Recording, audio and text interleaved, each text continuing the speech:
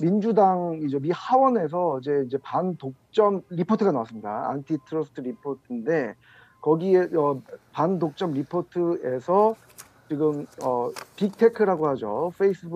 페이스북, 아마존, 알파벳, 애플이 그럼 독점의 힘을 인조이하고 있다. 예, 독점의 힘을 지금 즐기고 있으며 이것이 변화가 불가피하다. 심지어는 지금 해체까지도 언급이 되고 있는 그런 상황입니다.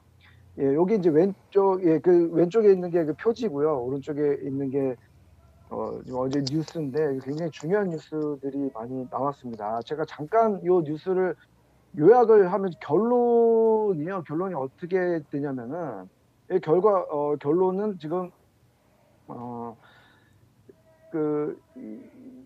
결론은 이 빅테크 기업들이 엄청난 힘을 행사하고 있고 또 요금을 부과하고 있고 또 억압적인 계약 조건을 부과하고 있기 때문에 아까 이제 미국 형님도 언급하셨지만 데이터를 지금 추출을 함으로써 악용하고 있다 이런 것들이 미국 하원의 결론이었고요. 그래서 이게 이제 석유 이제 100년 전에 석유 기업과 철도 기업을 비유를 하면서 결국은 이들의 독점 때문에 혁신이 줄어들고 있고 소비자를 위한 선택이 약화되고 있으며 결과적으로는 민주주의가 악화되고 있다. 이런 결론을 내렸어요. 그래서 좀 굉장히 심각한 결론을 내렸는데 공화당에서는 동의하지 않았습니다. 다 동의하지 않았고 주로 민주당 하원의원에 의해서 채택이 됐습니다.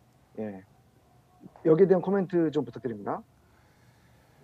그러니까 지금 미 하원에서 그 4대 빅테크를 조사하는 기간을 보시면은 16개월이 넘었어요. 그러니까 지금 뭐 몇 개월 조사해가지고 꿀쩍꿀쩍해서 나온 조사 결과가 아니라 16개월 동안 집중적으로 네 빅테크에 대해서 반독점법을 위반했는지 안 했는지를 분석한 다음에 결론을 16개월 지나서 나온 결론이기 때문에 이거를 빠져나갈 수 있는 구멍은 굉장히 어렵다라고 말씀드리고 싶습니다. 그러니까 미국의 안티트러스트 로는 여러분들의 상상 이외로 굉장히 강력합니다. 미국의 처음에 그 일반 대중들이 가장 피해를 받았던 적이 철도 회사였어요. 19세기 중후반부터 철도 회사가 철도를 놓고 서부 개척 시대였죠. 금광도 손대고 호텔업도 손대고 뭐 무기 모든 문어발식으로 해서 가격을 담합을 해서 1불에 살 수 있는 거를 10불에 하고 그때는 그 반독점법이 없었습니다. 그렇게 크게 이 일반 서민들 미국 시민들이 굉장히 고통을 1, 2년 아니라 몇십 년 동안 받았기 때문에 이 강력한 법을 만들어서 독점은 안 된다라고 한 것이 미국 정신에 위배되고 미국 자유 경제 체제에 굉장히 혼란을 준다라고 일반 사람들은 그거는 이제 좌파냐 우파냐 민주당이나 공화당에 상관이 없어요. 이 반독점법은요. 그래서 그만큼 강력합니다. 그래서 여러분들이 기억나실지 모르겠지만 20세기 말 마이크로소프트가 번들링을 할 때 마이크로소프트 소프트웨어를 이용해서 번들링을 할 때도 회사를 쪼개려고 했지만 그때는 다행히 잘 넘어갔습니다. 근데 지금은 너무나 확실하게 이 회사들이 가장 큰 문제는 뭐냐면 애플 같은 경우는 디벨로퍼들한테 자유가 없어요. 그러니까 이 애플에 있는 앱을 사용하기 위해서 30% 무조건 떼잖아요. 근데 그거는 시장에 대한 독점적인 요소가 있다라고 확증이 나온 거고 또 구글 같은 경우는 구글 광고를 통해서 할 때 구글한테 유리한 광고, 구글이 여러 가지 상품들이 있는데 그거를 먼저 보여준다든지 그렇게 해서 반독점법에 걸린 거고 그 다음에 이제 페이스북 같은 경우는 아까 3프로에서 잠깐 언급을 했지만 카피합니다. 경쟁 회사에 비슷한 거를 카피한 다음에 그게 여의치 않으면은 삽니다. 바이. 그러니까 인스타그램도 그렇게 산 거죠. 그 다음에 산 다음에 죽여버려요. 바이, 그러니까 copy by kill 전략을 썼단 말이죠. 그런 거에 대한 명확한 증거가 나왔고, 그런 상황에서 아마존 같은 경우는 리테일러죠. 아마존에 등록하기 위해서는 뭐 가격 경쟁력이 있어야 되고, 이거는 아마존을 위한 가격이지 소비자를 위한 가격은 아니거든요.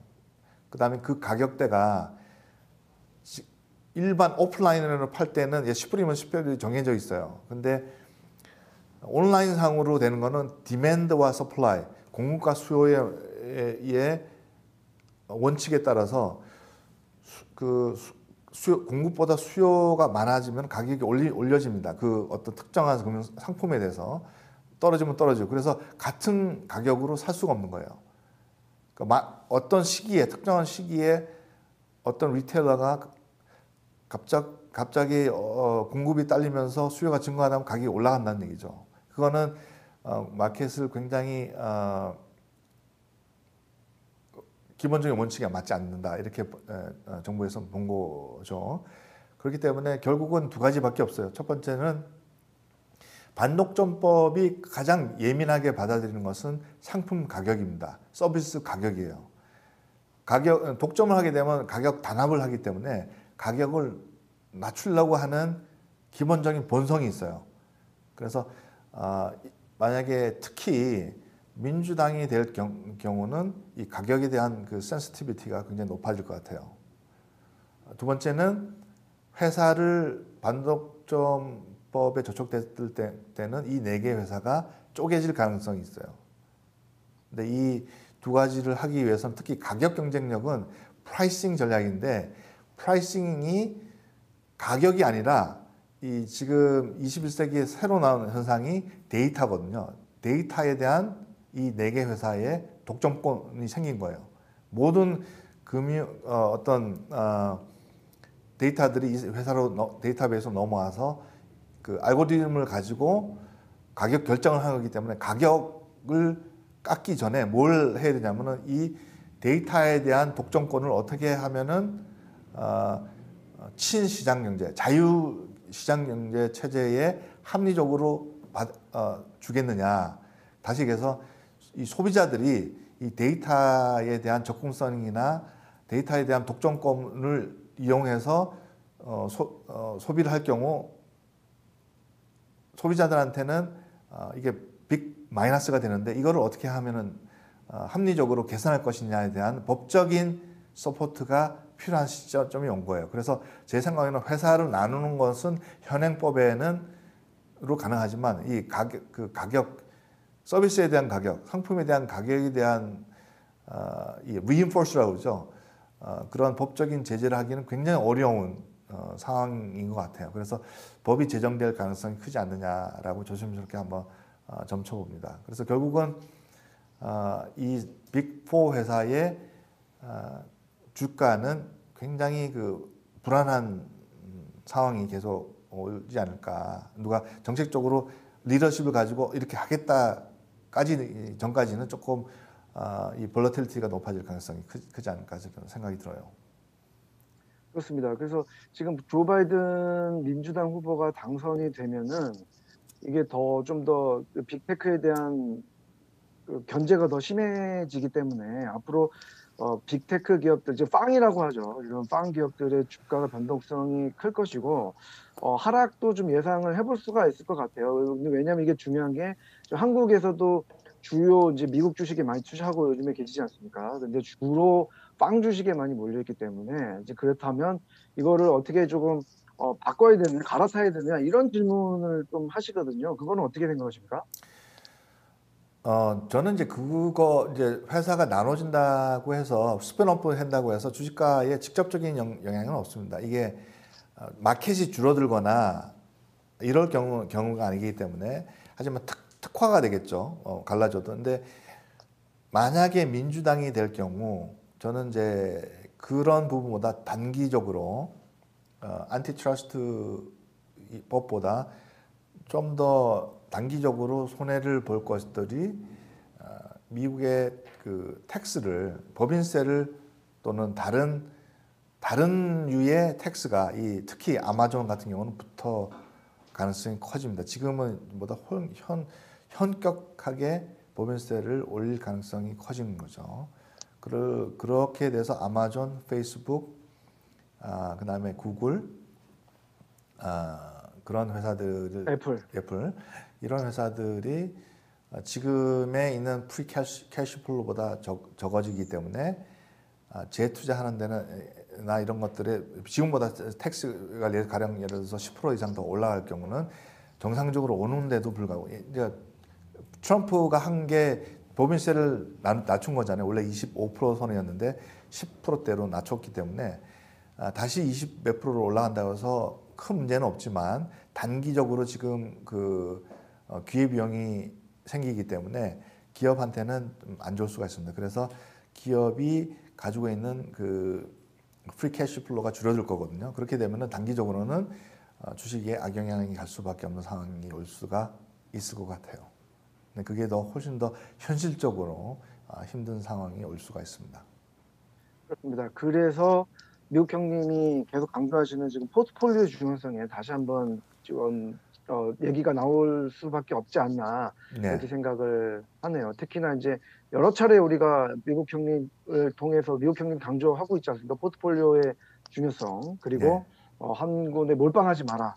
예, 또 미국에는 정말 좋은 회사들 많다. 투자하면 좋은 회사들 많다. 예. 이런 여러 가지 우리가 강조했던 내용들이 다시 한번 하이라이트 되는 것 같아요. 그렇죠. 항상 평소에 주장한 게 제 그거고 미국의 대선이 어떻게 결론이 어떻게 나나에 상관없이 민주당이든 공화당이든 반 자유 시장 경제를 원하는 사람은 없어요.